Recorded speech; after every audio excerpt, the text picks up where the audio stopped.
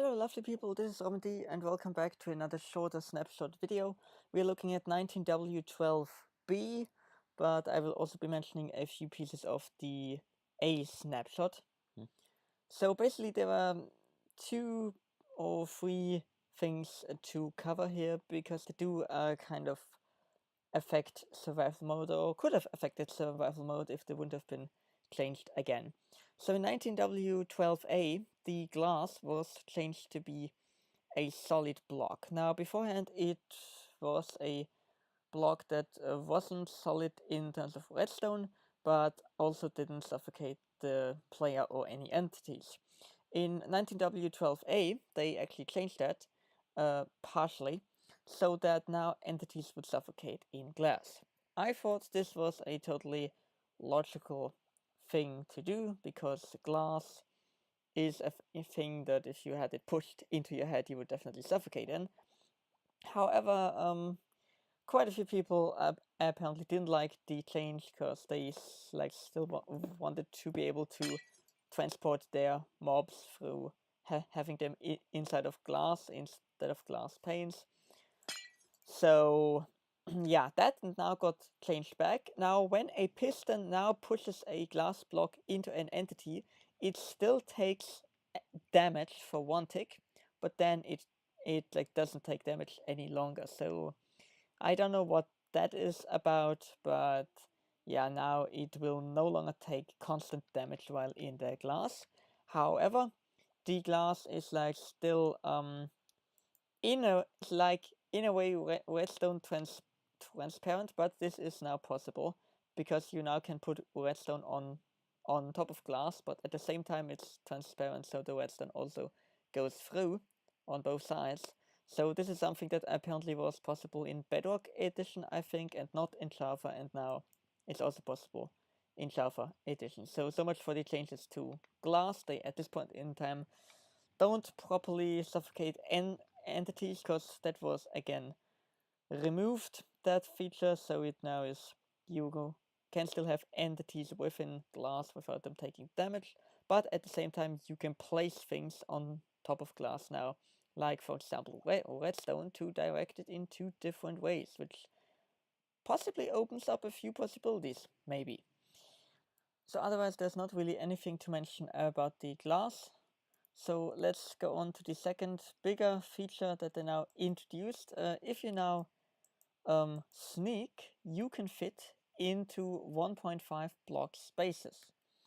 Also, they fixed the camera issue.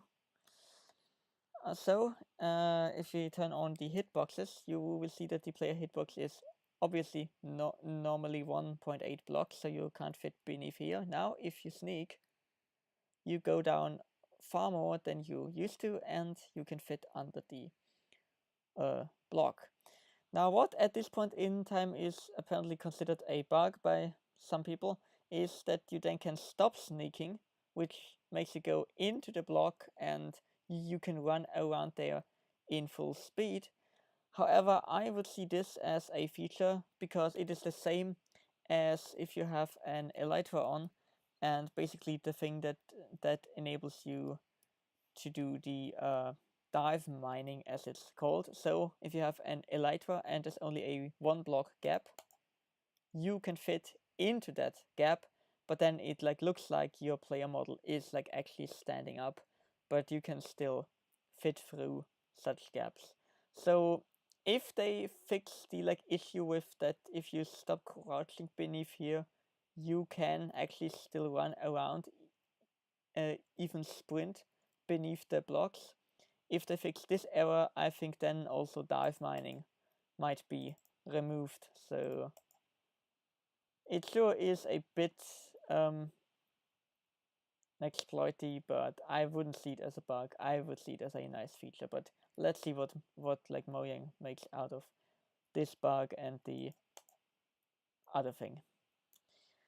And then a third thing is that there have been 2 new types of slabs added.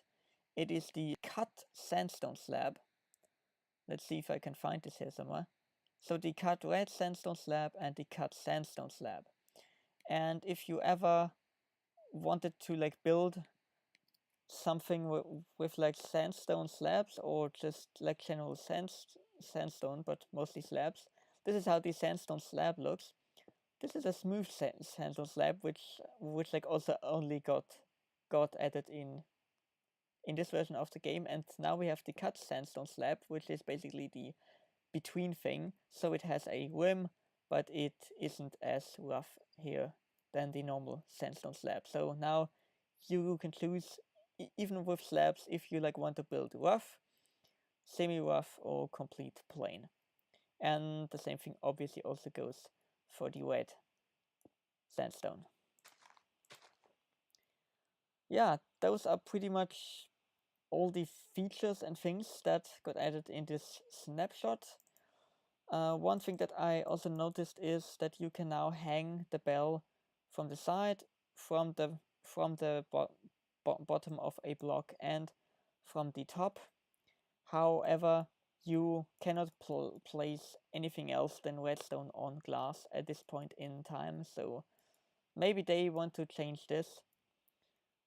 I mean, I guess torches always worked, but obviously bells and like other stuff won't stand on glass at this point in time. So if they want to make it a kind of solid block, then they definitely still need to change that.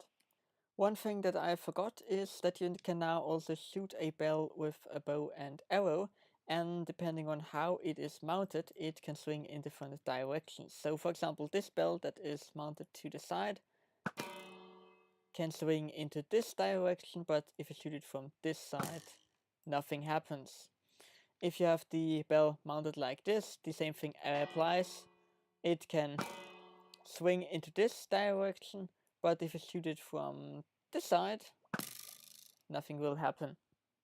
And then finally, if the bell is hanging completely free, so of course you can click it to use it, but it will swing into this direction, but it can also swing this way. So this is a free swinging bell. What else is to mention? Maybe one thing, the pillager flag can now no longer be copied. Because before you could put it with a white banner into a crafting bench and could copy the flag.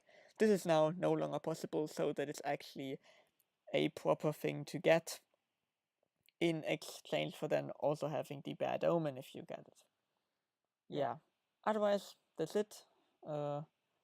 I'm still going to comment on a small thing I wanted to comment on in the last snapshot video, but then it was a bit too long, so I said I would make a like particular special video about it, but I don't really think that is necessary. So in the last snapshot in 19w12a and b, so of the one of last week, Mojang said that they added the crafting recipe for the smithing and fletching table, but not the functionality, because they are wanting to add this in the next major themed update, so that it kind of has an overall gameplay function. And since then, there has also been a quite good and Venom video about the topic, so I'm going to link that in the description below.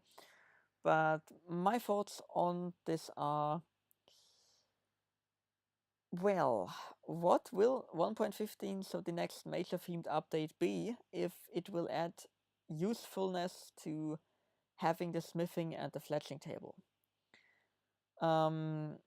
It could be a kind of crafting update 2.0, because basically now the village and pillage update is also a kind of crafting update. Or it could have something to do with combat, because, well, the smithing table will be for weapons like sword, axe, whatever, and the fletching table will be for bows and arrows and things. So maybe we might get some sort of reworking of the PvP system again. Now, I must say, I think the current system is good for PvE, so basically for the intended gameplay. but obviously it's not really useful for PvP. However, most servers that are built around PvP have their own plugins anyway, so they shouldn't really care. Now, what I see as survival Minecraft is PvE. So, with a sword, that you do a certain amount of damage every time you hit. And if you look at the hitting animation, it makes kind of not a lot of sense that there is a cooldown, right? However, if you look at your first person view, they made it so that the cooldown kind of makes sense. Now, in my opinion, the cooldown kind of makes sense, because you wouldn't be able to like stab with a sword 10,000 times per second. That's not realistic in any way. However, some people would say, well, this whole thing is not really realistic, but it is kind of trying to be in a few aspects, and definitely the combat system should be one of them. Now, some people, like Antvenom, just simply want the old combat system back. Well, that also wasn't the best thing, because swords only did like 4 or 5 damage. However, it was possible to click really quickly 3 times and then kill a creeper if you had a diamond sword. That, I think, is overpowered. While at this point in time, you need to do it like this, which is, well, annoying. So I think Mojang need to find a in-between thing, with definitely being able to have the sword do 7 attack damage occasionally and the axe do 9 occasionally, but at the same time having it not be too easy in PvE, but not be too difficult for PvP. And in that regard, this is a real big challenge for Mojang already for the Java edition of the game. It's not going to be easy for them to do that in any capacity. But then, if you think about that, at some point, Minecraft Bedrock Edition and Java Edition should have reached a parity where you could just write some sort of converting algorithm that just makes both of them work together. And here is where the problem comes in, and where the thing that I wanted to critique is coming in.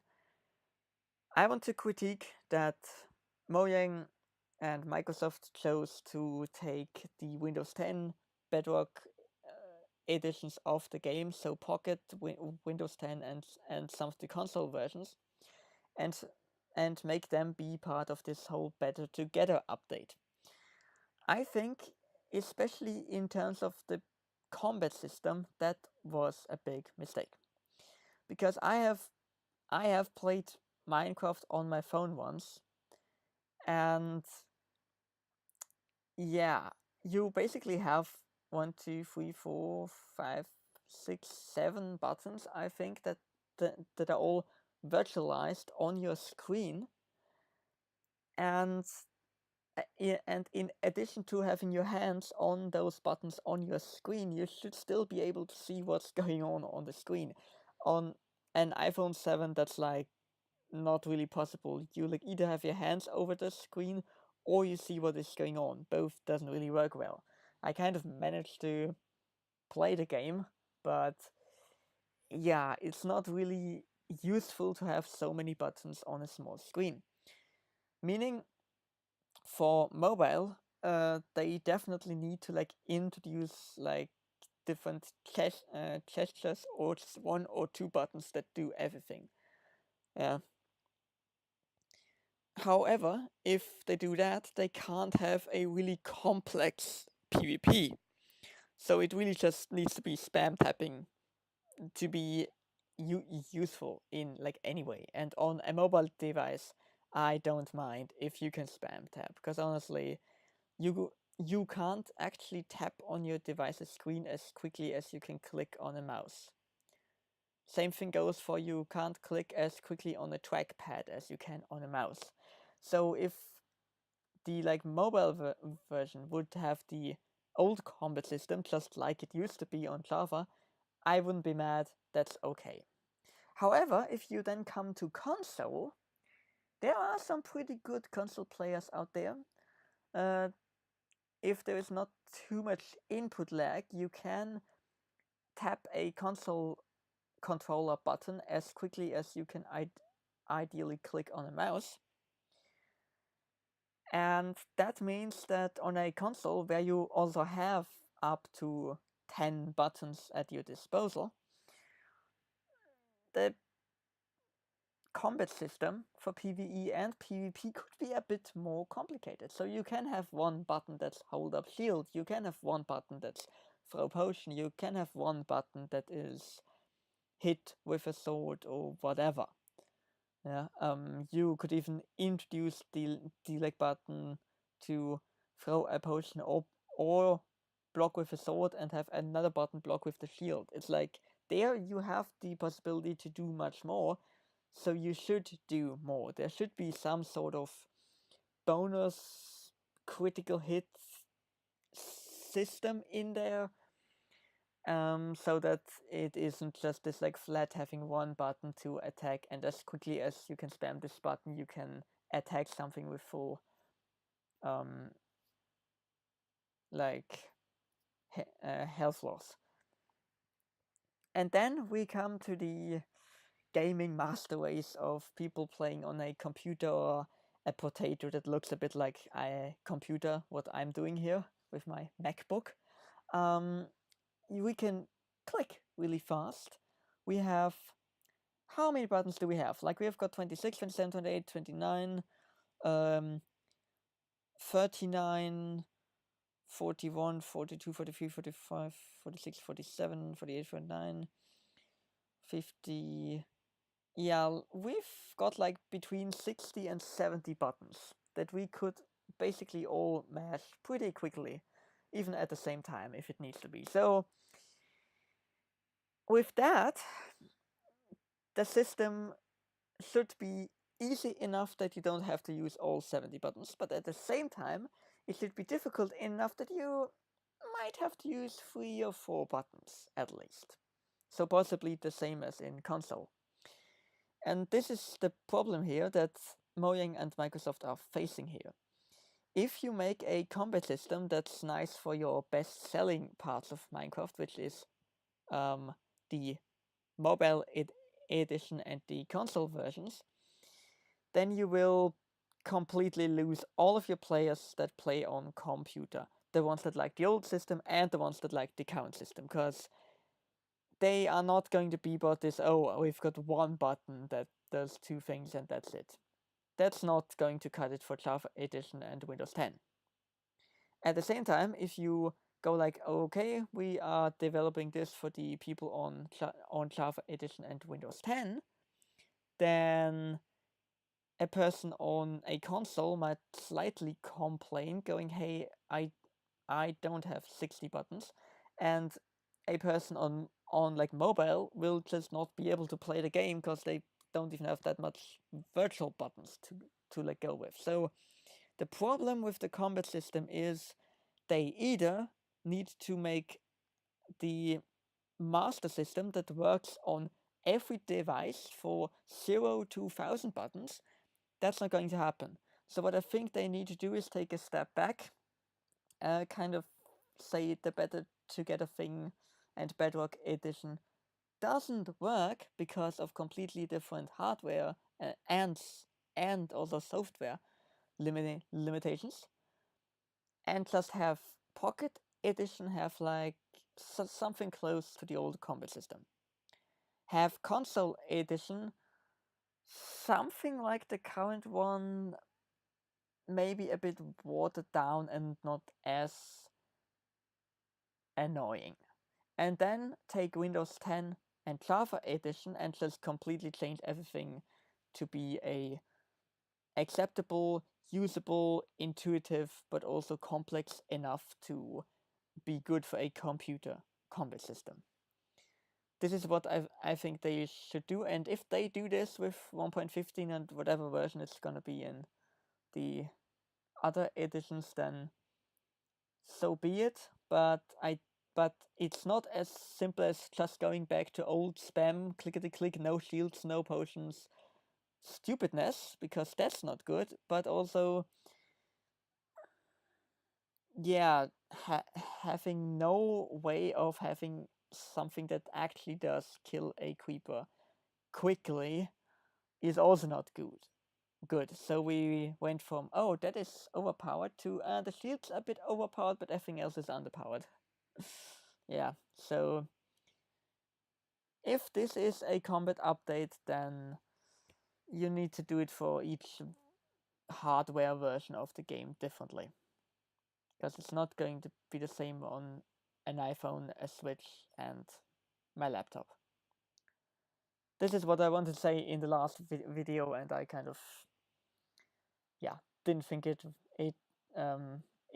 should have been in there, but because this snapshot video was quite short, I thought I put this on here. So then, yeah, thank you very much for watching, and bye bye.